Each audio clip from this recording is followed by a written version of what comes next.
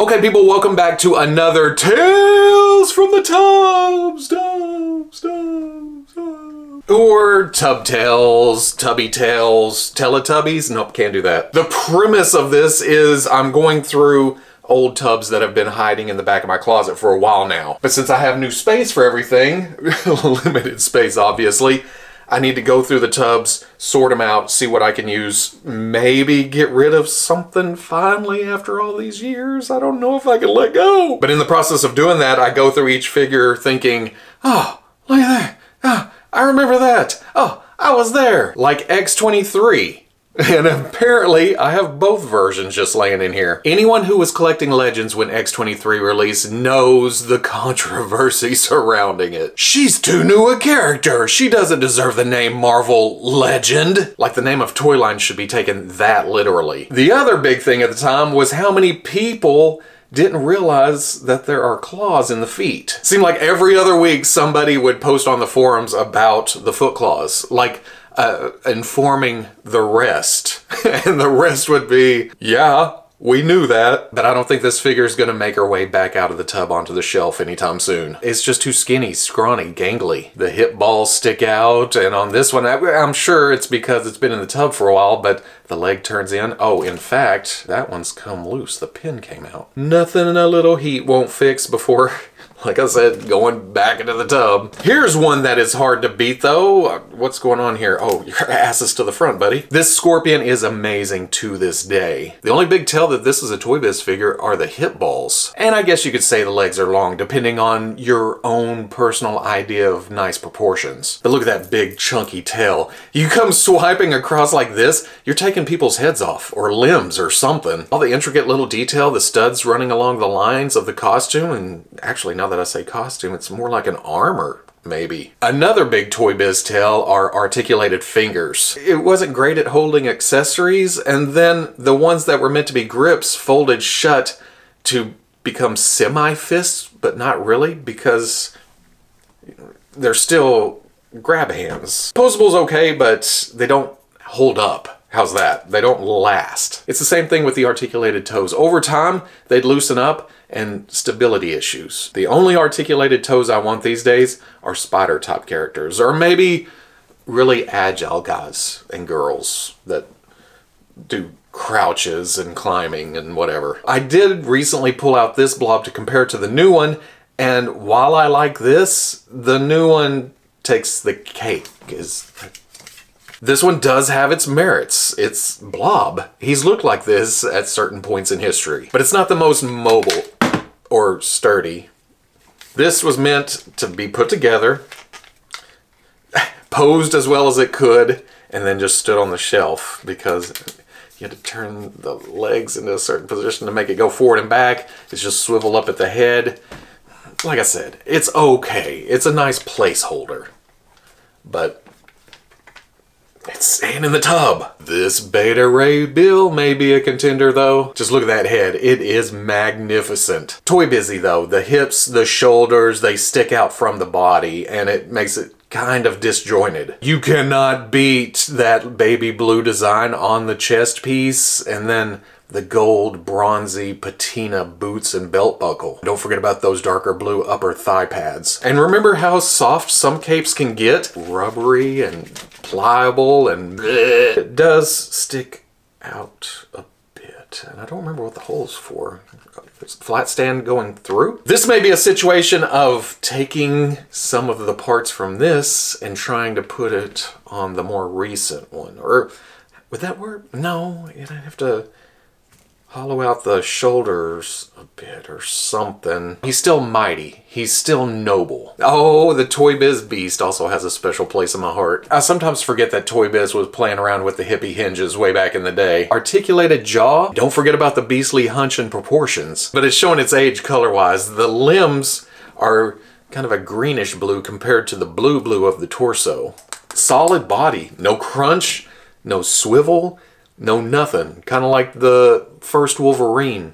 Wasn't that body used from a previous figure that wasn't Legends, but it was Legends-defied in a couple of places? That's not the case with Beast, but it's interesting they went that way. Oh, paint experimentation. This may anger some people, but I use this as practice for some all-clad chrome paint and then some clear yellow and red on top. And if I had finished, it would probably look pretty good, but apparently I thought, meh, you know, put it in the tub, I'll come back to it later, and I have a bad habit of not coming back to things later. I do remember it being a whole lot more shiny when it first went into the tub, but those days are gone. Okay, not a Marvel Legends, more of a Legends adjacent figure, the Toy Biz Legendary Comic Book Heroes Conan. This is a hell of a figure, especially at the time. We hadn't seen a lot of articulated Conans. And honestly, I think this still holds up,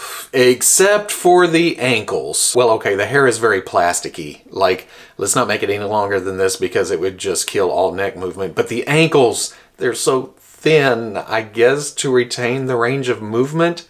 And this isn't my only one. I actually have a packaged one still in the main display room because when those eventually went on clearance at Walmart, I think the single figures were like $2 and the 2-packs were $4, which these days is crazy for 6-inch articulated action figures. But at the time, 20 some odd years ago. Well, no, it wasn't that long, was it? We're getting close to 20 though. I was still picking and choosing instead of just going, I need all of these for custom fodder. I mean, look at the paint job on the belt, the green and gold popping off the skin tone, just, oh. And don't forget about the pelt on the back because, yeah, it's Conan. Was this the House of M Wolverine? I think. I wasn't really into House of M. I thought of this as more Spy Wolverine. Or was there another Wolverine that was like that? I don't know. I got this mostly for the kick-ass head. He's got that stubble and the shape of the mask is nice. And I'm cool with the blues and the blacks and the yellows. It's just, again, you'll hear me harp on this many a video as we go through the tubs, but the Toy Biz proportions. Look how high that crotch is. The claws haven't fared very well either, being in the tub this long. The holsters are separate pieces. Oh wait, it did come with a gun and... well, no, that's just a pouch on the other side. This is another one I'd like to see with, you know, the Hasbro Wolverine body, just because. Of course, give me all the Wolverines on the Hasbro Wolverine body. There are 2 Juggernauts in here. The movie Juggernaut, and then there's this classics kind of alternate dimension version of Juggernaut. This one is okay, I guess. It's neat to have an action figure of Bullet Tooth. Other than that, but for some reason I have a soft spot for this Juggernaut. It's very stylized, but that's kind of the charm of it. Almost an animated style Juggernaut. Oh, don't get me wrong, it can't move worth a shit. Well, I mean, it moves, but you really have to fumble around with it, especially with the ankles going like that. That's what makes me think this is Hasbro. I just pinched my finger in the knee. Hasbro, expect a bill. I wonder if we're gonna find a helmet or two in the bottom of this. Oh, there's also this Mr. Sinister, and just look at that blue shining out at you. That rubberiness of the cape thing, whatever the hell he wore on his back with the big old high disco collar. And this is a case of the odd proportions working in the figure's favor. It just makes it even more Mr. Sinister-y. And I always had a couple of customs in mind when it came to this figure. One, Captain Britain, simply because of these high boots coming above the knee. And that's the only reason, because that thinness does not match Braddock at all. And then at some point, I think I wanted to make a thinner Colossus. And I don't know why. Because thinking back now, hell no, that wouldn't work. But at the time, I thought, oh, there's bands on here. Because there was a lot less custom fodder back then. A lot less companies producing action figures in this scale and style. So you were limited. You had to come up with ideas where you could. Especially if you're not a sculptor. And I ain't a sculptor. Let's do one more, see what happens here. Let's do a Hasbro figure that is... absolutely terrible. Easy, he's awful bright. I think a lot of us had high hopes for this figure back in the day, and it turned out to not be that perfect classic Namor. It's almost teenage sized compared to the rest of the figures on the shelf. Going to grab a Morbius, which is pretty standard Hasbro size. You put them side by side and it's just like, Namor, what happened to you, buddy? I keep going to say things and I don't know what to say other than there's a reason this is in the tub and there's a reason this is going to stay in the tub. You go to raise the leg, there's no thigh swivel, and I do believe it is pinned somewhere up. So you go to kick forward and he just goes to the side. It's terrible. It is horrible. But it does have some skin tone shading to the musculature. It's a little heavy. In fact, it's only really visible on the torso. It's light up on the high spots there. And there is some on the limbs, but not as discernible. We can't finish on this one. This is irredeemable. This Super Skrull at least has a lot of nice sculpted detail to it, and that fiery thing arm is absolutely beautiful. The head sculpt is amazing too, and then the proportions, how he's taller than everybody. Okay, I say proportions, here we go. Bully hips. But his costume detail sculpted on, and he looks Skrully.